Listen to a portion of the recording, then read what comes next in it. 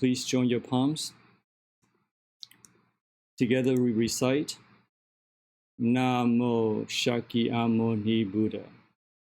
Namo Shakyamuni Buddha. Namo Shakyamuni Buddha.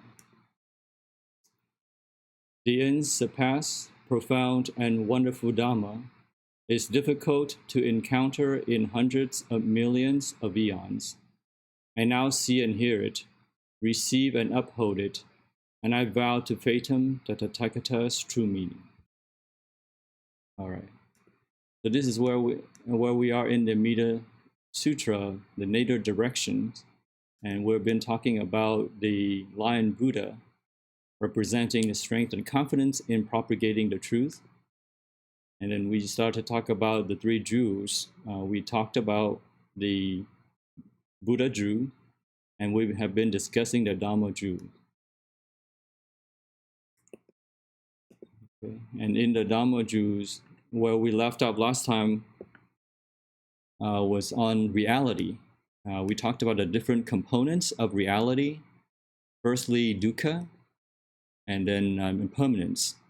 And what we left off last time was on discussing the mind, the true mind. So let's jump into that topic.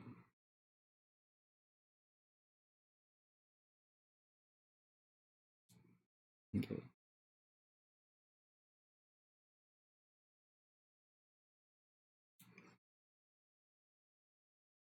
Okay, so I will use the, you can see here,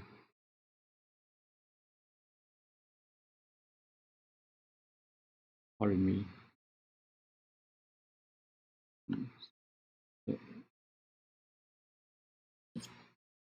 There's a little bit of an issue with the screen here. Sorry about this. Let me adjust this so that you can see clearly.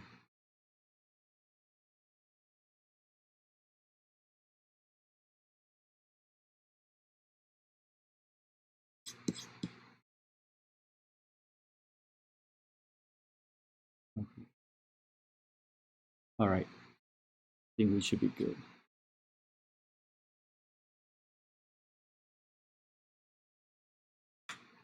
Okay, so we will use the Sarangama Sutras to discuss this topic. I'll use an excerpt from it.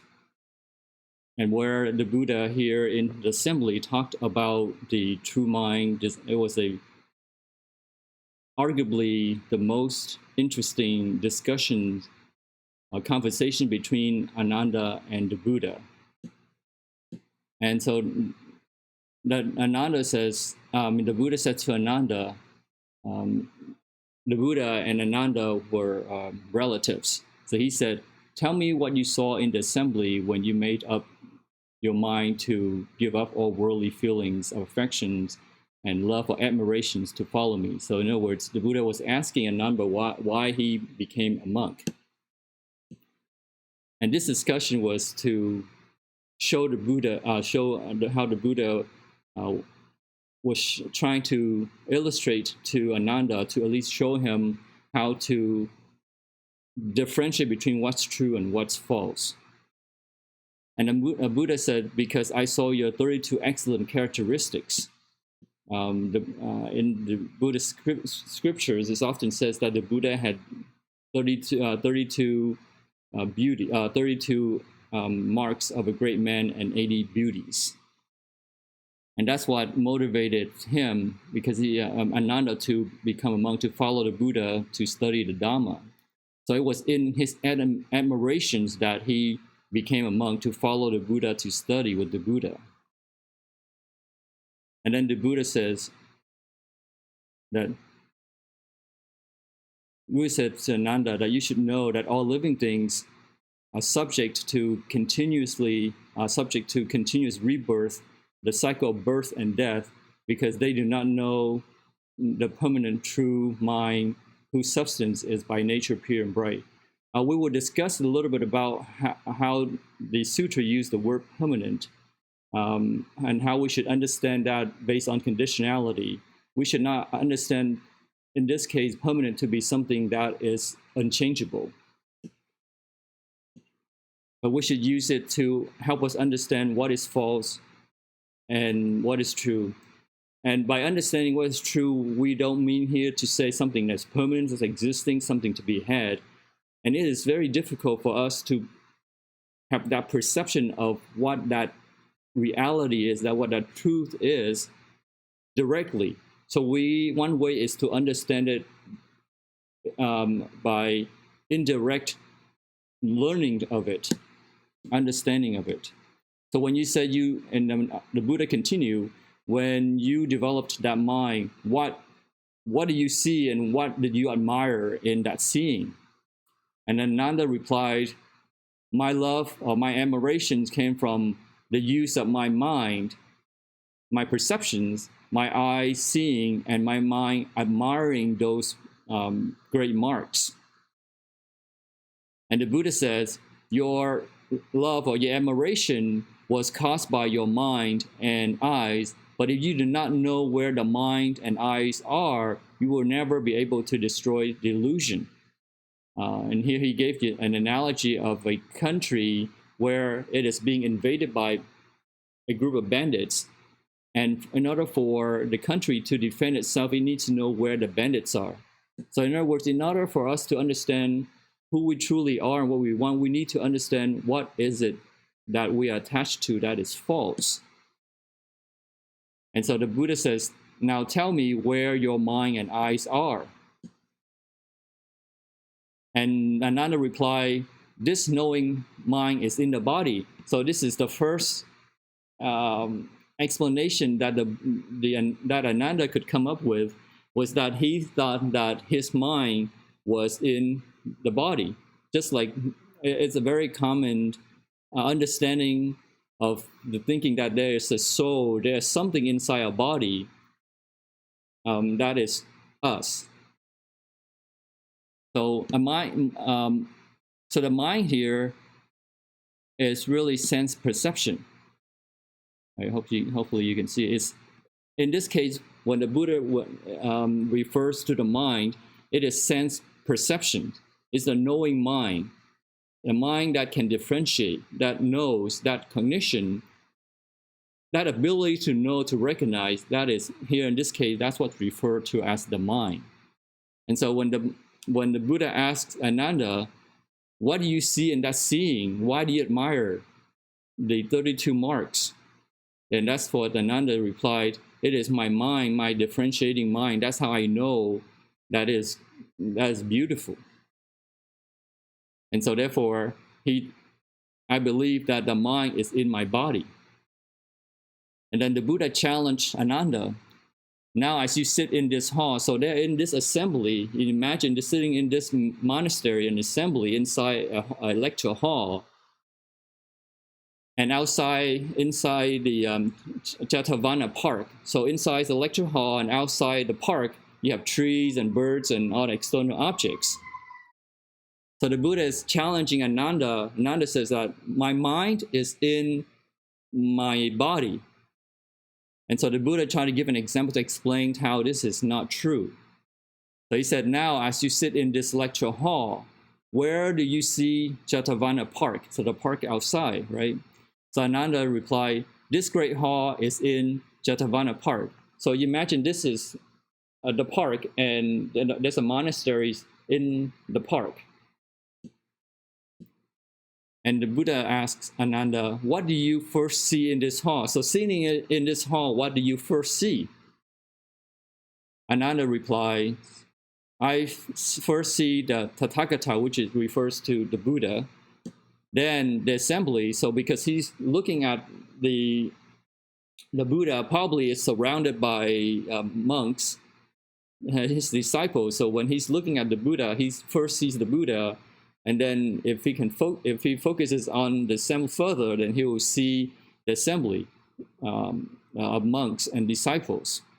And then only looking outside do I see the park, the rest of the park. And so the Buddha says, when you see the park, what causes you to do so? So in other words, when you see it, how do you know you're seeing the park?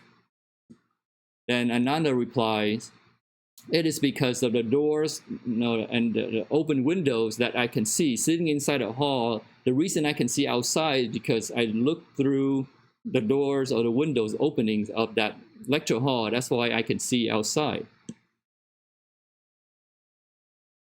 And then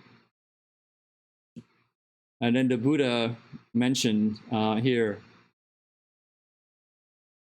he said, if you are right, assuming that you're right, while sitting inside this hall, you see the park outside through open windows or open doors. And it would be possible for someone sitting here to see only things outside without seeing the Buddha within. So in other words, the Buddha is challenging Ananda, say, well, if you're sitting inside this lecture hall and you look outside, is it possible that you cannot see what's inside, but then you see only the outside? In other words, looking inside the hall, looking out into the park, is it possible that you can only see the park, the trees outside, and nothing inside the hall? Buddha asked Ananda. And Ananda replies, one cannot see the grove, the stream outside without seeing the Buddha. So he's admitting that, well, I'm sitting inside this hall and I'm talking to the Buddha, and I can see, first thing I would see will be the assembly and then the outside. So the Buddha says, if your knowing mind was really in your body, then you should see everything in your body before seeing outside of it, right? If your mind, your seeing is inside your body, then looking out, you should, of course, see your internal organs before seeing outside. So we should first, if this was the case, we should see our internal organs first before seeing the outside object. So such as your heart, your liver, your spleen, your stomach, you should see those internal organs first. So if you do not see those things within, how can you see those things outside? So the Buddha says, if your argument is true, then you should be able to see your internal organs first before you see the objects on the outside. And so therefore, because you cannot see your internal organs, but you can see the things outside, then of course that argument is groundless. So that's the first argument which the Buddha demonstrated to Ananda that it was groundless. And then so Ananda changed his mind and says, well, my mind is actually really on the outside my body because I can see things on the outside, and therefore it's not inside because I cannot see my internal organs. So he's changing his argument. Such as a lamp, right? For example, like a lamp should light up. So when the lamp light up, and you can see all the things are out on the outside. So I do not see what's in my body, but I see things outside of it. This is like a lamp placed outside the room. So he's saying that his mind is on the outside. That's why he can see on the outside and not inside the body. So the Buddha replies, all bhikkhus, all the monks.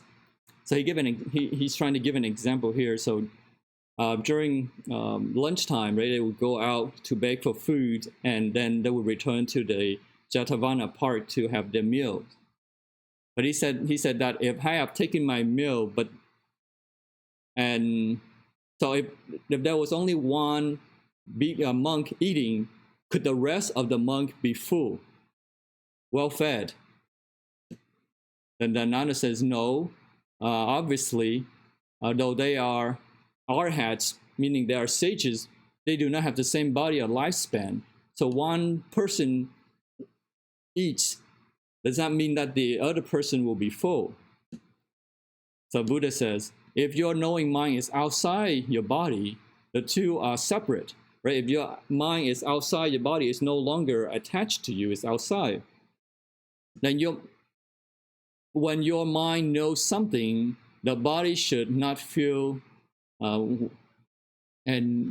body should not feel it, And when your body feels something, your mind should not be aware of it. So if in other words, if your mind is outside the body, the two entities are separate. So if you're seeing something, you cannot feel it. But if your body feels something, doesn't mean you can see it. And because the two are separate. And when the mind should not be aware of what it's seeing. And so the Buddha here says that argument is also groundless, because there are two separate entities. But that's not the case, because when you see something, you do feel it, and when you feel it, you see it. So the feeling and the seeing are not two separate entities.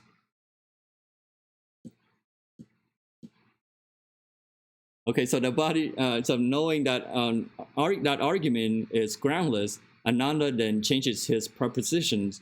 He says, well, I think it's hidden in my sense organ. But it is as if one covers one's eyes with a crystal ball, and the latter does not obstruct this sense organ.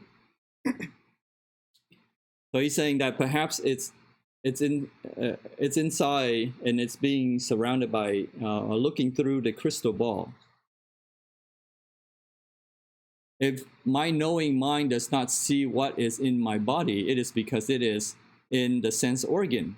If it is clearly sees what is outside without being obstructed, it is because it is hidden in that organ. And so that is Ananda's new proposition that it is inside that sense organ. Then the Buddha challenges Ananda. Well, you said the mind is hidden in the same way that the eyes are covered by the crystal ball.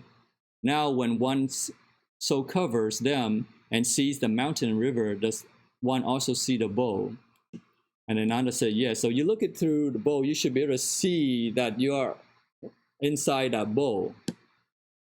If your mind is like that crystal bowl, when you see the mountain and river, why do you not see your own eyes, right? If in other words, you can see that lens in your seeing, but you cannot see that.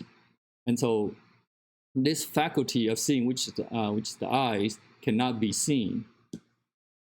So so the knowing mind is hidden in this sense organ is groundless, because we cannot see our own eyes when we look out into the world. And again, Ananda changes his mind and said, well, actually, I now think that of the bowls concealed in the body and of the aperture of the surface.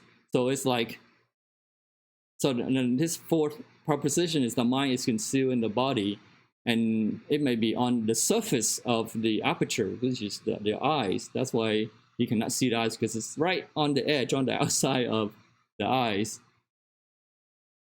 And consuming, when there is consuming, closure, there is darkness. When it's opening, there's light.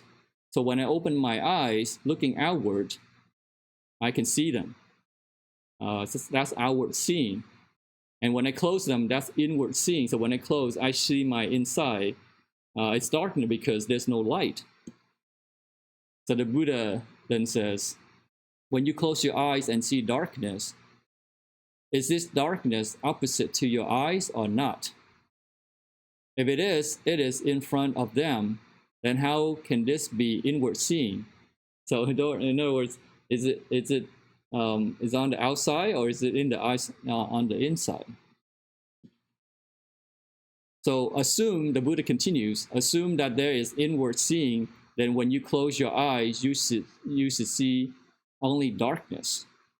When you open your eyes, you see clearly, but you do not see your face. And so if it's seeing is on the outside, you should be able to look in to see your eyes. Right? When you close your eyes, then you could see there's no light, there's darkness. But when you open your eyes, then you should be able to see your own face, because it's right outside of it. If they were in the air, they should not belong to your body again. So this would be like a outside of the body. The body and mind have separate feelings. There should be two separate perceptions. Then your body should one day become two Buddhas. So the body and mind, in this case, he's saying, well, the body has its own perception, the mind has its own perception, then there should be two perceptions, two minds, two beings. And so therefore it's groundless because... So are there any questions so far? I will, we can use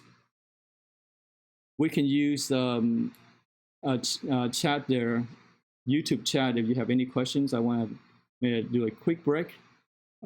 Just a quick stop here and see if you have any questions so far. I think it's pretty clear so far. So for propositions so far, one is inside the body, the mind's inside the body, the mind outside the body, the mind is hidden, the mind is like in the eyes, and the one is at the edge of the eyes. Okay, all right, we will continue. Okay, and then he said, well, and then after the Buddha says, well, that's groundless too. That doesn't make sense. Then another changes his mind and say, well, it's neither within nor without, nor in between, right? So this is the fifth proposition: is the mind is neither outside or inside nor in between. And the Buddha says, well, the mind has no substance and cannot unite with anything. So in other words, it's like Ananda saying, well, it doesn't really exist anywhere. But we know that the feelings that we have is not nothing. When we see something, when we sense something, we know there is something to be sensed. So it's not it doesn't exist. So here the Buddha says the mind has substance. When your hand grabs your body, does your mind feel the touch? Does it know where it comes from, within or without? If from within, your mind should see what is in your body, and if on the outside, then you should see your face. So when you touch, there's feeling. When you have contact, there's feeling. But that feeling is the mind. Is that inside the body or is it outside the body? If it's inside the body, you should see your internal organs as previously discussed. If it's outside, then you should be able to see your face. And Nanda says, it is the eyes that see and the mind that knows. Is not the eyes.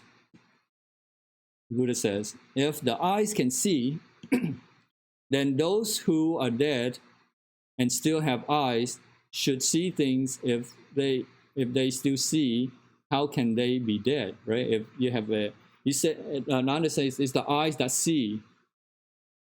And the Buddha says, well, what's the difference between an alive person and a dead person? They both have that physical, the flesh eyes, but the dead cannot see, but a live person can see. So how can that be? The Buddha says, if your knowing mind has substance, is that substance single or manifold? So if it's some substance, if that mind has some substance, is that a single entity, or is that many elements consisting of that entity? If it is one substance, when you grasp a limb, all four should feel. In other words, you have contact, all your eyes, your ears, your tongue should have the feelings of that contact as well. If it's only one, then all the rest of the other senses should have the same feeling. If it is manifold substance, many elements, that should be many persons, because you have different beings in you. If it does not spread, then why you touch your head and foot at the same time? While your head feels that it's touched, your foot should not, but it is not so, right? But if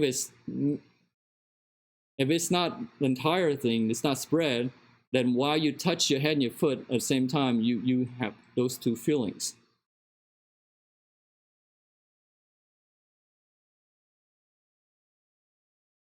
Your mind arises when there is union with externals, is groundless, he says. So in other words, the eyes alone cannot see. That's what the Buddha is trying to say. And here Ananda says, so he's trying to find another way. So Ananda here trying to summarize what has going on so far to understand what the Buddha is trying to teach him. He says, okay, I think I can do this to the following. If the mind is not in the body, it's not see anything because it cannot see the internal organs. If it's on the outside, then they both stop to feel each other because there is no connection between the outside and the inside. In other words, whatever that you see does not correlate to the body's experience. So since the body and mind can perceive each other, so that is groundless. It's not on the outside. The mind should be between the two. In other words, the inside and outside. So here's another suggestions from Ananda that the mind is both inside and outside. And the Buddha replies, so then if you say that it exists, then it implies that there is position for it. There needs to be a location for it. So where is this intermediate location? Where is this between? Is it in your body or on your body? Is it on the surface of the body? If it is, then it cannot be seen at the center. If it's a center, then there's no different from that of the mind in the body. If there's no center, so you have a position. If you have between, then here it says here that, well, you need to define that position. Is there a center or not? If there's no center, then he said, then it's no different from that of the mind in the body. If its position manifests, is there a manifestation of that position? It cannot be seen. If it's not, then it does not exist. If you cannot define that position, then it doesn't exist. Because you say that it resides somewhere, and is that location defined? If it is, then it is not fixed. For example, he said that the Buddha says, if you drive a stake into the ground, and from this side, let's say the east, and you're looking down, and it's on the west relative to the east position. If it's the south, then that is north of it relative to it. So it cannot be clearly defined where that position is. So it can be very chaotic and confusing. And the Buddha says, if the mind lies between the sense organs and the sense data, meaning that sense organs, your eye, sense data is the objects that you see, does it include both or not? If it does, then its substance and what is outside will be mixed up together. Okay. How can there be an intermediate position? So it's not conclusive. How can it be an in-between?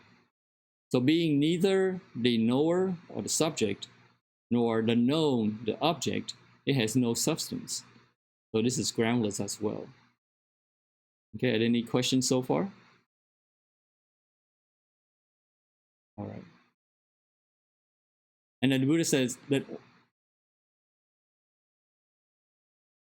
the Buddha tries to recall one of the Buddha's teachings and try to see if he could explain it a different way. He said that the Buddha has always said that the nature of knowing and discriminating mind is neither within nor without, nor between the two, exists nowhere and clings to nothing, hence it is called mind. Is that which does not cling to things called a mind. So in other words, here's the seven propositions is that the mind doesn't really exist anywhere because there's nothing to cling to. So that if it is, then that's what's called a mind. That's what Ananda's thinking. And Buddha says, by that which does not cling to anything, do you mean that it exists or not? Well, you have to be specific. Does it exist or does it not exist? If it is not, it is just a hair of, just that's a false, right? It doesn't exist. If it is, then it cannot be said not to exist. It's simply non-existent, and that which is should have a position. If it's not non-existent, then it should have position. So here, if it doesn't exist, then how come you are here? Essentially, how come you can be here? If it not existence, then it should have position.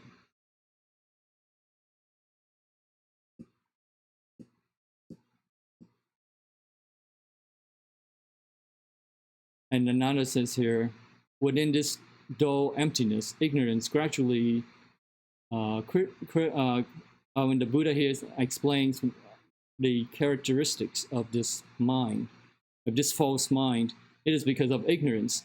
Gradually, here's a note to explain this conversation, that ignorance gradually crystallizes and turns into a illusory form made of four elements, resulting in a world created by the void. So that's what the commentary is saying. That he's trying to explain when false perceptions confronted form, a very small portion of this form was gradually grasped as being self-possessed and being supported by wrong perception. Mind and form united and grasped at this dim little form as ego, and therefore creating a living being made of five aggregates. The five aggregates, which is the physiology and the psychology of a being. This is the origin of the being. Of course, even after this living being grasps at his body and mind as his ego. So we should understand here that there's really actually no beginning. Just like you can imagine like the flowers in the skies when your eyes are crunched, right? When you squint your eyes, you see something in the air, and that's creation. It's sense created when a person that your perception creates that, but there's really no beginning because the conditions are just like a dream. A dream starts when a person falls into sleep and into a dream. So life is not an imagination, but an illusion formed by natural processes over time. But there are conditions. So in the beginning, we should understand that it's just for, I guess, in this case, you can understand it as for convenience to make the discussion easy to understand. But really, there is no beginning, there is no end. There's just a process. So Ananda clung to a mind within his body. He mistook this illusory mind for the true mind, for his true being. This strong attachment hardened as eons succeeded, as times passed one another, and could now be broken only by powerful samadhi. Samadhi is meditation. It is really through powerful meditation and wisdom that we could break that attachment. Okay, are there any questions or comments so far?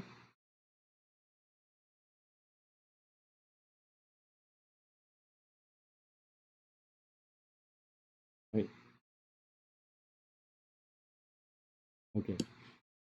So then what is it? If the Ananda has offered 7 propositions of where the mind is, he's trying to define it.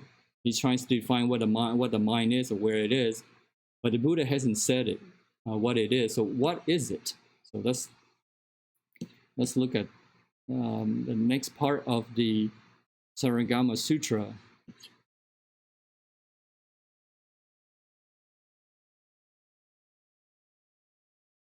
Okay.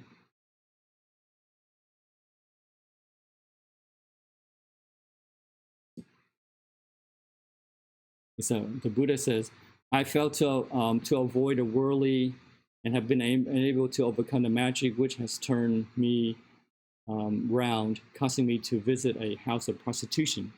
So the reason for this assembly or the lecture was because Ananda was very close to violating a monasteric precept under the magic spells of Matanti. And here's a little bit of info of what happens there and what caused this conversation to happen and what caused these sutras to come to being.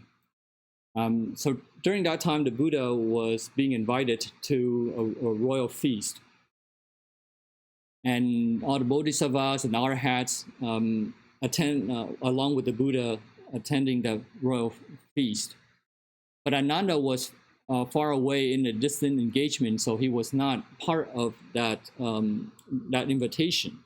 Well, he was invited, but he was not part of that with the Buddha. So he was on his way returning, and alone without his teachers. A bowl in his hand, he went begging from door to door, and he intended to first call on a donor who had not given food to monks that day, regardless of their caste, whether they are from a noble family or from outcasts, because he wants to practice universal compassion.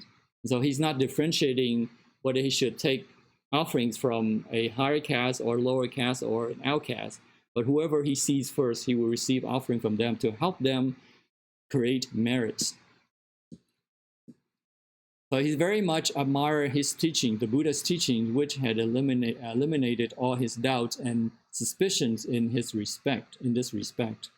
So he went begging for food. He came to a house of prostitution where Matanji, a low-caste woman, succeeded by means of Kapila magic. She used some sort of a magic spell to cast on Ananda because she was attracted to Ananda and he wanted to be married to Ananda. But knowing that Ananda was a monk, she still wanted to be married to him, and one of the ways was try to seduce Ananda. So she used a magic spell to try to seduce Ananda, and drawing him close to her sensual body on the mat. So he was on the point of breaking the rules of pure living. And while the feast was ongoing or about to start, the Buddha realized what was going on, that Ananda was in danger of violating the precepts. And so he sent for help. So the Buddha ended the feast right away and went back to the monastery along with all the bodhisattvas and arahats, and he sent for help to break the spell that the Ananda was in. So he then sent out from the top of his head, the Buddha, a light and triumphant multicolored light. The Buddha then repeated the transcendental mantra and ordered bodhisattvas here to use it to overcome the magic and bring Ananda and Matanji to the Vihara, where the Buddha was, which is a monastery. Okay, so and that's where the conversation was done. That's when the Buddha started to ask Ananda about his mind, the true mind, trying to explain to him that trying to help him to understand the faults of the mind. Okay. All right. So then let's go back to this here. So that was Ananda's weakness, and that was the reason for why the Buddha was giving this lecture. So he stood up in reverent silence with the whole assembly keenly awaiting the teaching. So Ananda felt very bad that after years of following the Buddha, listening to the Buddha's lecture, but still he could not overcome the magic spell, that he was seduced to almost violating the precepts. Okay. And the Buddha says that, all sorts of inversions, confusions, because of karmic seeds of ignorance, because of ignorance, that people were confused in the past and created karma that would put them back into the cycle of life and death. So Ananda had failed to awaken to the unreality of body and mind, and he again asked for the teaching. And here's in the commentary says, for his delusion was due to his grasping attached are the illusory birth and death which he mistook for reality. Okay, so let's explain a couple of things here to help make sense of this conversation. So the consciousness of the mind, in this case, or perceptions, mind perception, is false because it is created by a combination of sense organs and sense data. Sentient beings continue to change with consciousness and dwell in the samsara. So the mind, when the body, the five physical senses, including the mind, which is six, the mind here is knowing. When our sense organs interact with the external object, it creates feelings. And if we don't recognize that and break away, then the 12 links, if you remember the last time we talked about, will continue to pull us back into the cycle of life and death, and will continue to reinforce that 12 links. So the sense organs here mean the eyes, the ears, the nose, the tongue, the body, and the brain, the faculty. And the sense objects here refer to form, sound, smell, taste, touch, and Dharma phenomena. So the brain and the object here refers to things that you can think about. So the brain can imagine, like you think about an object in your mind without seeing it, you can still sense it. And there's sense consciousness, which consists of sight, hearing, smelling, tasting, contact, and cognition, ability to know, to understand. So the sense organs alone will not do the seeing. Or if you just have an object without the eyes, then there is no sight either, there's no seeing. If you have ears only, but there is no sound, and there is no consciousness of hearing, right? Same thing for the rest. So sense organs here, when you add sense organs with sense objects, then it gives you sense consciousness. And then from there, it arises feelings, then emotions. And then from there, if we don't have awareness, and we are fooled by our emotions, then we end up creating karma. And that reinforces the 12 links, the links of the cycle of life and death.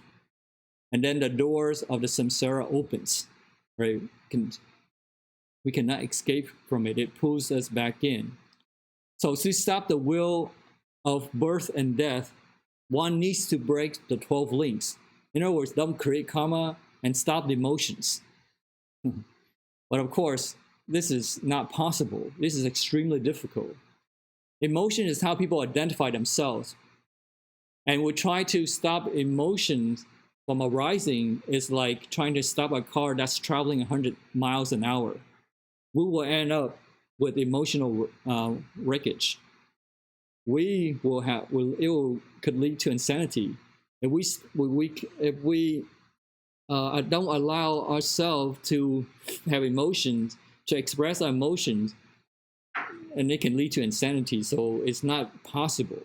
That's why it's difficult. But people, okay, so one way, of course, one easy way is you don't have to get there right away. Try to break that link, but there is an intermediate path, and in the Western, for the Western or the Pure Land school, it offers an intermediate path, and the one way is to guide ourselves towards the Western Pure Land of Metabas as our next destination for being liberated from the cycle of life and death. And this is more practical and doable than trying to shut down the machine of emotions that we have. And that's, for most of us, that's how we define ourselves. And so it's not very easy for us to break that links, that chain. And so Pure Land Buddhism offers an intermediate solution. So because of self-deceptions, people do not recognize this man of no fixed position in spite of his daily activities, and are separated from him by screens, meaning obstructions put up, and as a result of the screens, obstructions are put up by their wrong thinking, which divides the undivided whole into 6 sense organs and sense data. So in other words, socially we have this one being, if you will, just for the sake of argument, but we are, because we base our senses and we have differentiation, and so now we are almost like 6 different persons in us.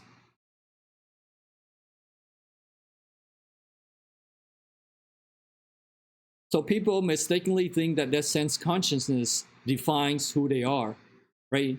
Their sight, when they see something, when they hear something, they smell something, or they taste, or they make contacts, or they in their recognition, they think that's who they are.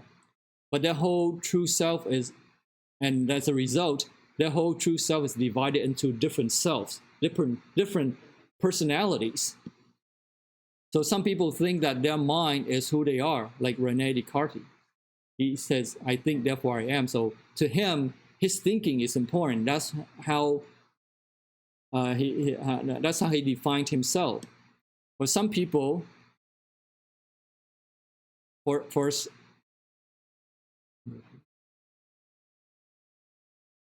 some people, they think that their physical being is who they are. They don't believe in anything metaphysical or spiritual, and there's no such thing as past or future life. They think this life, this physical body, that's who they are, and that's it. There's nothing else beside this physical body. And some people think that their emotions are who they are, right? For example, when they get upset, they are not willing to reconcile, because they believe that their anger is who they are, and they are justified to have that anger, and that people should be willing, should accept it, should deal with it. So there are people who are emotionally based, and they get extremely joyful when things are favorable, and when they feel depressed when things are unfavorable. So if one is susceptible to feeling jubilant, being joyful, extremely joyful, then one is just as susceptible to depression, because they are fooled by their emotions. However, without joy, it is difficult to feel motivated. So I'm not saying here that we should ignore our emotions, our feelings completely, but we should understand how our emotions come about and make good use of the emotions to motivate us for the better. So it's better that we pursue the selfless kind of joy from the form immeasurables, right? Loving kindness, compassion, sympathetic joy, and tranquility, and not the egoistic kind that people pursued. So while helping others can produce joy, at the same time, we know that there's really no joy to be had, that we should be willing to give up that joy, not to become attached to that joy. But in general, there's 2 kinds, right? The selfless joy, which is obtained, there's really nothing to be had, but is obtained from altruistic giving, selfless giving. And there's the egoistic joy that's obtained from self-centered acquisitions. When we, in a power struggle, we win over the opponent, we feel happy. So as an example, a person has, let's say, contributed greatly to his company, and then he gets promoted to a managerial position. But after 3 decades or so, he hasn't gotten promoted to his desired position, and he's upset, and he wants to retire. He feels that now his company that he used to love so much is now just a dysfunctional company, and he doesn't want to contribute anymore because he's not getting he's not getting what he asks for. So that's kind of egoistic joy, in a sense that he receives because he has achieved what he desired personally. He thinks it's a great company, but now that joy is taken away from him because he does not receive what he desired. And so as a result, he retires in anger or disappointment. So with self-centered acquisition, it eventually leads to disappointment. because of not recognizing the self-deceptions that sentient beings get trapped by the sense consciousness, and therefore they continue to push the wheel of cycle of life and death. So our emotions trick us. We get angry, and we try to satisfy that anger with rationale that we have the right to being angry, and that causes us to create unskillful karma. And even if it's skillful karma too, if we're not careful, we practice giving, but we are attached to the giving that I am the donor, and therefore I'm doing good deeds to help people, and it brings me joy. But if we attach to that joy, then that also creates in a positive way, but it's still within the cycle of life and death, because we want to enjoy that joy. Therefore, there needs to be an environment for us to enjoy that joy. And the environment is the cycle of life and death, the samsara. Okay. Okay.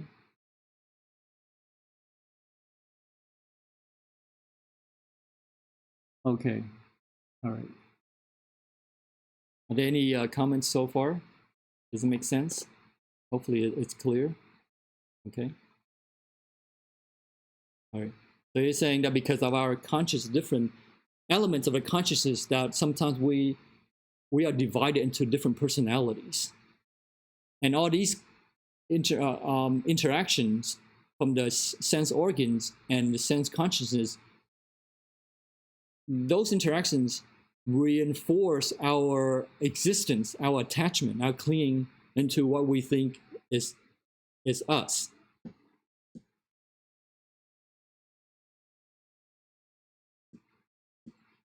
Okay. And here's the origin of inversion. Buddha says,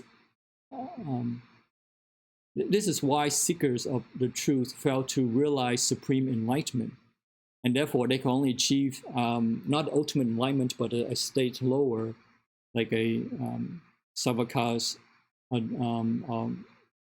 private Buddha, a practitioners, human beings, demons, or devas. So Savaka here means the disciples of the Buddha listening to the Buddha's lecture. That's what they call, and they obtained the enlightenment, very limited in the sense, through listening to the Buddha, but they're still attached to the Dharma. And the private here, Vajeka Buddha means private Buddha who has achieved enlightenment through understanding of the 12 links to infinity. And heretic is a mundane being, a practitioner in a sense. Deva, even in the heavens, or demons. The demons is very powerful,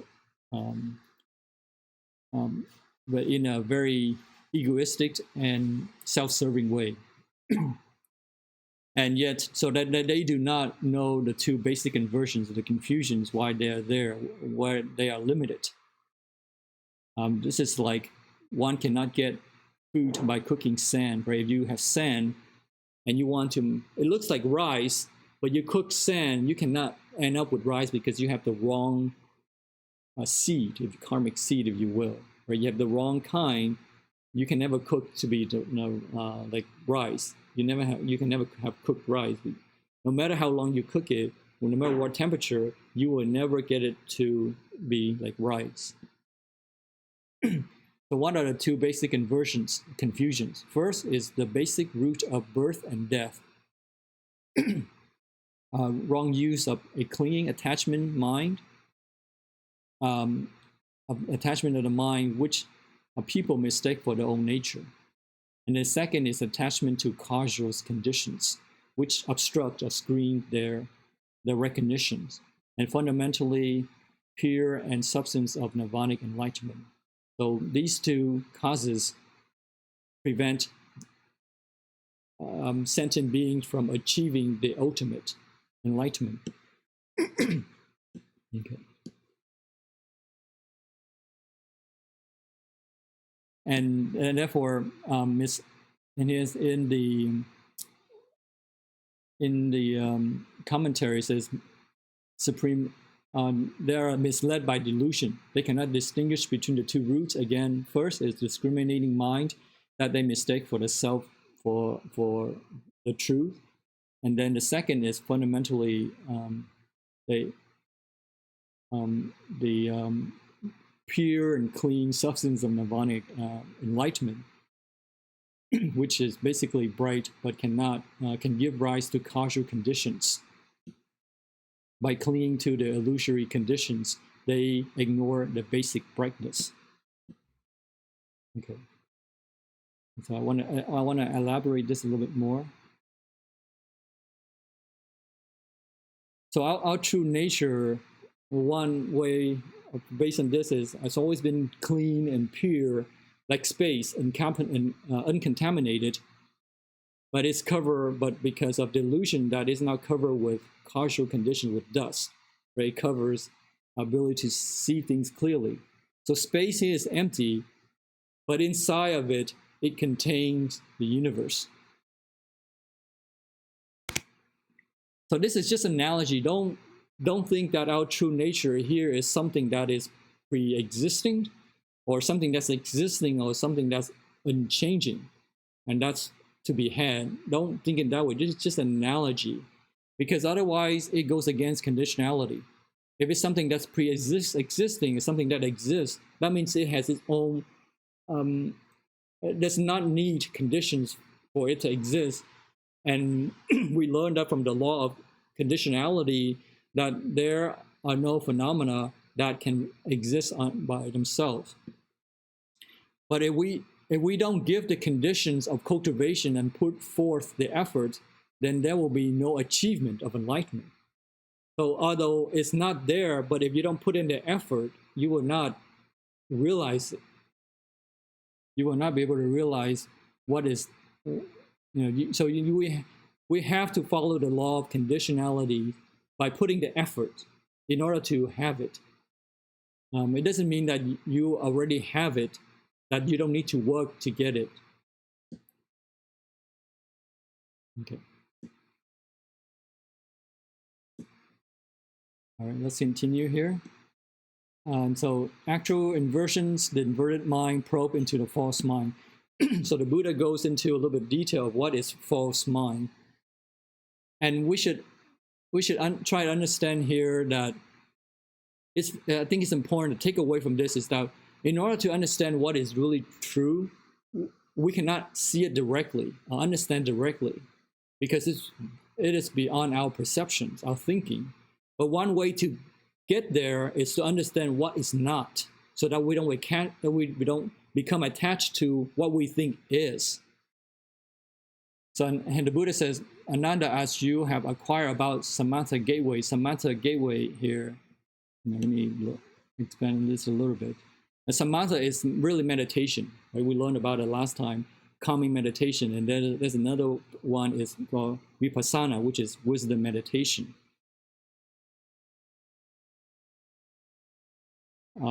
The Buddha then held up his golden hue arm, right? He holds up his arm and he bends his fingers to form a fist.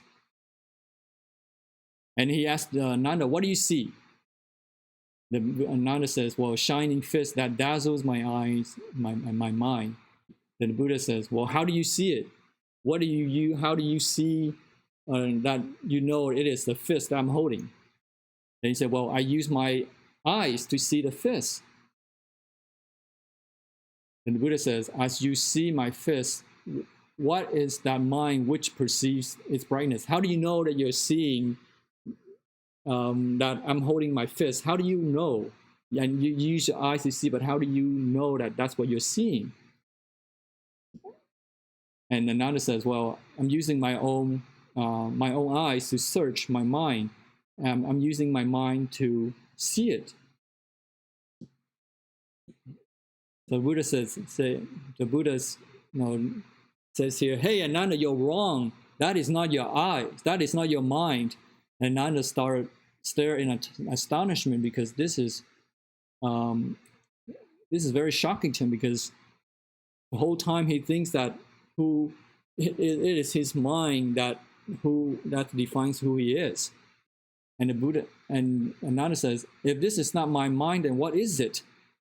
And the Buddha replies, Ananda, this is your false thinking that arises from external objects, deludes your true nature, and deceives you into mistaking. So it is like a thief. You're mistaking it a thief for your own son. So in other words, your sense perceptions, Ananda, is wrong. When you see something, that is not really your true mind, but it's just your sense perception.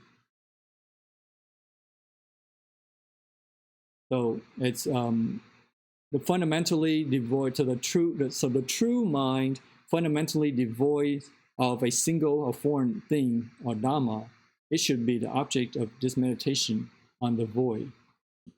And so, if illusory mind and seeing are eliminated, all causal conditions stop to exist, and the true mind will manifest. Consciousness of all causal creations as having no nature of their own are the state of true mind. So in other words, the perception is illusory because that the eye sees the fist, that he understands that there's a fist, but the Ananda has mistaken that understanding to be his true being. Because without that fist, then there's no perception of the fist.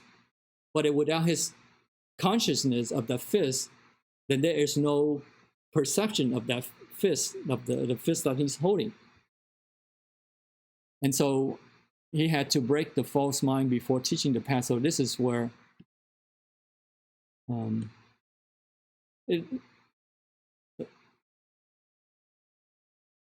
again, Samantha here is calming meditation. So due to illusion that we cannot realize the true mind directly.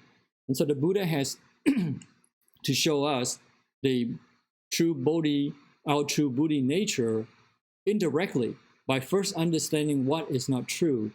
And this is very important. This is a key takeaway that I would like you to take with you, is that often in Buddhist scriptures, the ultimate state of being is often described in negative terms like no self as opposed to a true self, because this is to minimize the possibility of mistaking enlightenment or true nature for some kind of conceptual perception of something to be had. So although in this sutra, the Buddha talks about the true mind, pure and clean true mind, but we should understand that there is no single entity that it exists as phenomena, because there is no such thing as a single entity. So it is easier for us to understand, as opposed to a true mind, we should understand that the not false mind would probably be easier for us to understand, so that we don't become cling to that concept, thinking that there is something to be had.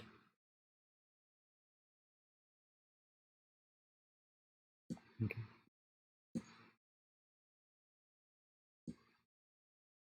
So the false thinking arises from external objects, that is the discriminating six consciousness, the mind, the sense, the six consciousness, which derived from an accumulations of causal conditions, and which he mistook for this true mind. So this in the commentary says, the sixth consciousness actually screened his true nature and should not have been regarded as real.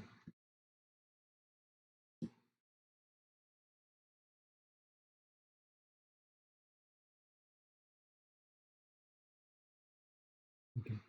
So our ability to know and differentiate is not our true nature, and because it is only a sense consciousness, and it arises as a result of being equipped with the six senses and interacting with the sense data.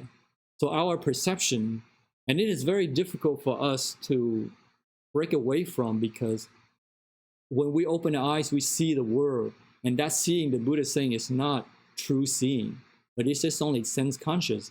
But it's very difficult for us to to accept that, because how can you see? Then how do I know who am I if I cannot accept what I'm seeing is true? Then what is true? And the Buddha is trying to explain here is that our sense perception is, we should not be fooled by it. So there is nothing wrong with our eyes. There's nothing wrong with the objects that we interact with. But where it is wrong is we cause rise to emotions to become attached to those things, or to be detested by it, or aversion, because it leads to unskillful karma, and that pushes the wheel of the cycle of life and death. So this is not telling us to shut down our eyes or our sense organs, but to know how to utilize our sense consciousness. Even though we know that our sense consciousness is not real, because it arises because of we see something beautiful, and that beautiful is not true, but it's because our perception of how beautiful it is. Or when we hear beautiful music, we should not become attached to it to think that our ability to hear, our consciousness in hearing is true, that will become attached to it, or have aversion. So the takeaway here is that we do have this consciousness, and it is false if we become attached to it under delusion, or either you hate it or you like it, and it causes emotions, joyful emotion, or depression, upset, sadness. Those things will drive you to create unskillful karma. And that's why it's false, because we cannot depend on them. The perceptions, the sense perceptions that we have, we cannot take it to be true, because it is conditional.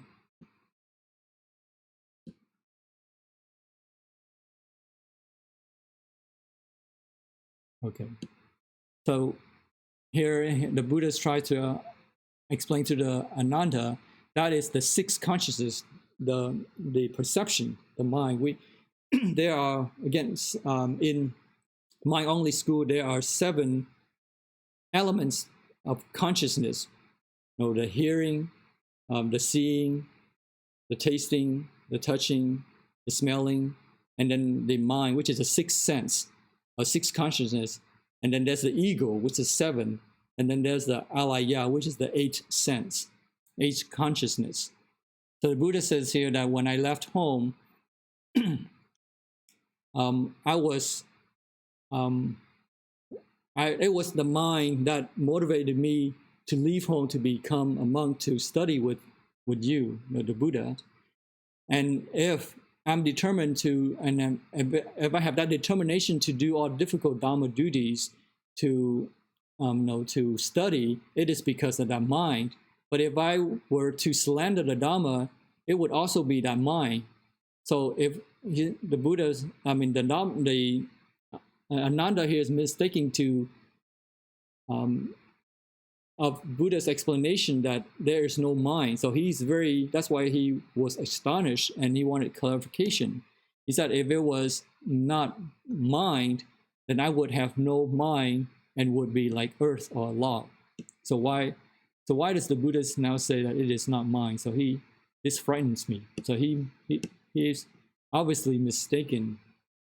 He misunderstanding the Buddha's explanation, that he thinks that the perception is false, and so therefore it does not exist.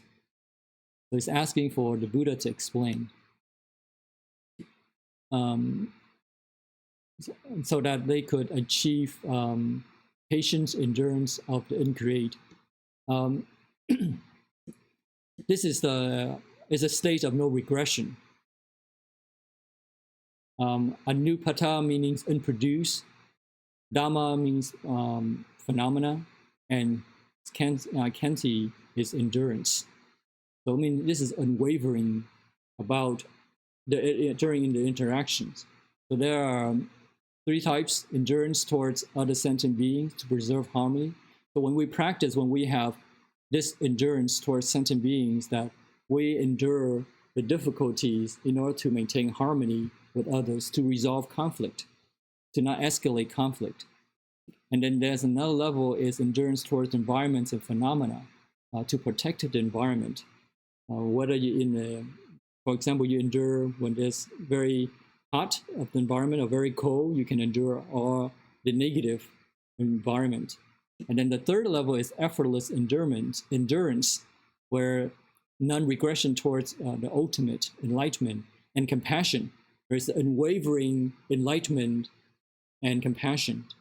And in preparation for the most challenging task, which is to save all sentient beings without tiring. So there is no exhaustion in that dealing with difficult people, difficult situations, that the Bodhisattva will continue but it's effortless, because at the end there is no sentient being to save. So it's forbearance. That's what endurance means. You endure, and for the benefits of although it's a very arduous path of benefiting others, but the Bodhisattva does not give up. And therefore, he has this ability to prevent himself from falling back into the selfish preoccupations of personal liberations, to save others by residing in the realization that ultimately there is no one saving others and no others being saved. And then that eliminates the duality of self and others, or samsara, the cycle of life and death, and nirvana. And that prevents one from being attaining premature enlightenment or cessation, and to prevent one from just escaping the cycle of life and death for one's personal attainment. Okay, so that's what it means here. Okay.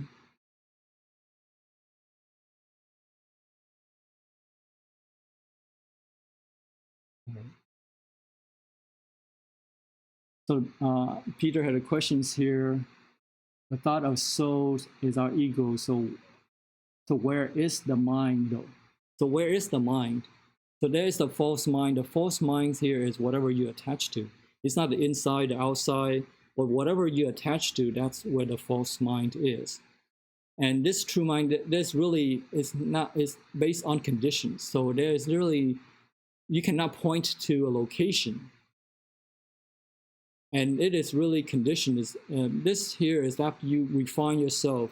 Although we have the ability, when we say that we have a Buddha nature, what that means is that we have the ability to achieve that, but we have to put in the efforts to conditions. If we don't put in the efforts to conditions, then we will never achieve it. But it doesn't mean that it's inherent, that you don't have to put in the effort to achieve it. So this should be a motivation that although the lives that we have is limited, and in the sense that there are many uncertainties and anxieties and worries and fears, but it doesn't mean that that's who we are. But in order to overcome that, we have to give the conditions of the cultivations, the effort. We cannot just say, without doing anything, that because I have my Buddha nature, that I don't have to do anything. Eventually it will come to me. No, we have to put in the effort, otherwise it would not come to us. But there is nothing to be had, in the sense that there is no single entity of existence. It does not exist on its own. Okay. And even the empty void has its name and appearance. So empty here does not mean it does not exist.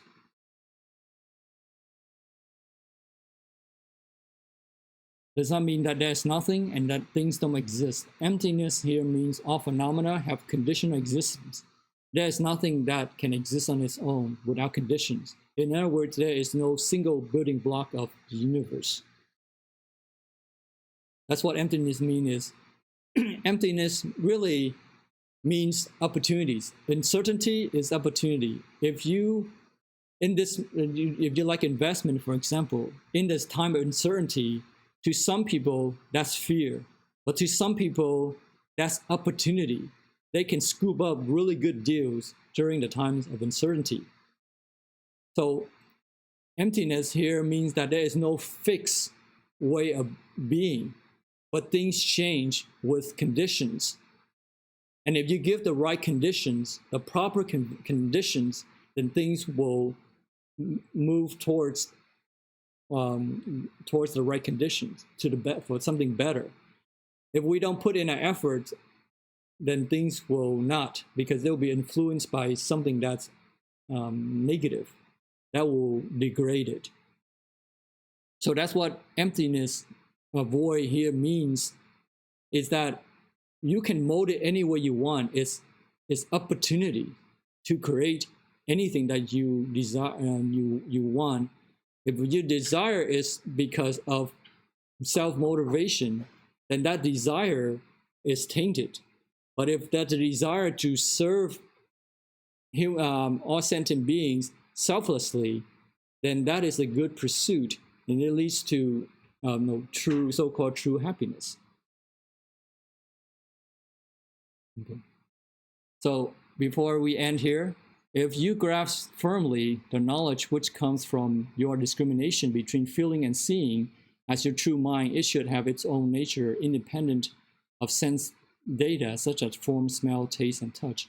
So here, that if the knowledge is truly existing by itself, then it should be independent of the seeing. So in this case, the sense consciousness is not true because it arises because of the sense data that the sense organs interact with. All right. So before we go into the next one, we're kind of running out of time here. Are there any other comments?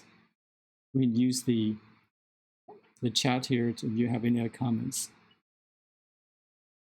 Okay. All right, we will pick up this next time. We'll be on the seven consciousness, how it is unreal, that we should not be attached to. All right, let's do merit dedication. Palms together, we recite. May the merits and virtues accrue today adorn the Buddha Pure Lands, repay 4 types of kindness above, and aid those suffering in the paths below.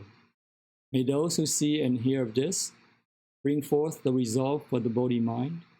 When this retribution body is complete, together we shall meet in the land of ultimate bliss. Amida Society. Right, thank you. We will see you next time.